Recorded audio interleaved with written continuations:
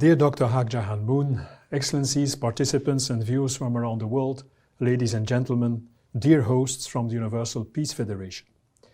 Thank you wholeheartedly for inviting me to join you today. It is indeed a real honor for me to speak to you at this rally of hope. Madam Dr. Moon, ladies and gentlemen, 70 years ago, my country, the Kingdom of Belgium, was one of those nations that engaged in the UN-led effort to defend freedom and to protect Korean citizens from the communist invasion. More than 3,000 volunteers Belgian soldiers joined in a battle that enabled our shared values to prevail.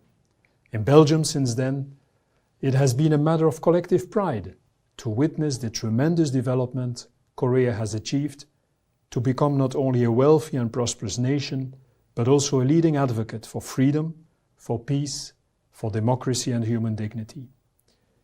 It is today still our hope that these impressive achievements and the values that underpin them may soon flourish in the entire reunited Korean peninsula for the benefit of all Korean citizens.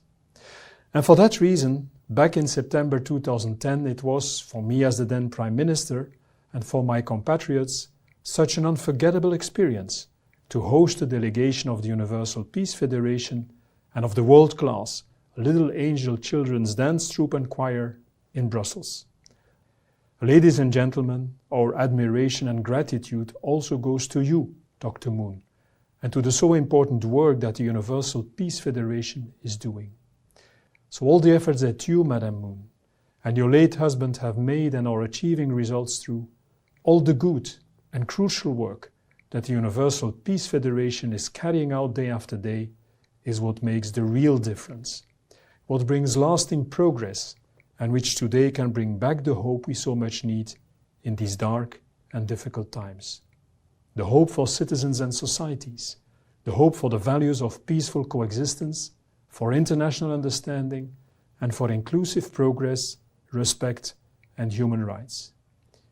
Indeed, today, more than ever over the last several decades, we need an injection of courage, an injection of hope, of leadership, of understanding beyond borders, to face up to and to overcome the daunting challenges of our time.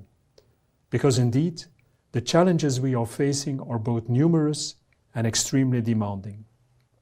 This rally of hope is taking place at a time when, in all parts of the world, we are facing the devastating effects of the COVID-19 pandemic. This virus hits and destroys our health. It hits and destroys our economies, and it hits and destroys the very essence of our collective and personal interactions. Ladies and gentlemen, the virus knows no borders, so the effective fight against it shouldn't either. But furthermore, the present focus on COVID-19 should not hide the global challenges we already were confronted with before. These have become even more daunting since last spring. The potentially disastrous effects of climate change, global warming, and our mishandling of nature, the economic turmoil and downturn, the rise of extremism and violent terrorism, exacerbated racial and religious antagonism, conflict and tension between nations, the unraveling of crucially important multilateral institutions that brought us so much progress and so often prevented war and violence. All these mutually reinforcing challenges confront us with the urgent need for effective action. And all these challenges have in common that they can only be overcome by more international understanding and more closely working together. We indeed need more cooperation in engineering the so much needed vaccine, in bringing help and relief to the victims, especially in the poorer parts of the world, and in ensuring access to care and cure for all. We surely can effectively overcome COVID-19 if we only join forces. And we can resume the path of economic and social progress if we resist populism, if we resist protectionism, if we resist selfishness. These threats to a peaceful world and to continued progress have been flourishing for too long and in too many places without sufficient reaction, without being countered. Today, together with all people of goodwill, including not least the newly elected US leadership, we have to stand up and to speak out loudly against the so-called simple solutions. Simple solutions fueled by populism and demagoguery. Slogan and simplistic solutions that are just bringing deadlock, increasing difficulties, and exacerbating scapegoating and antagonism.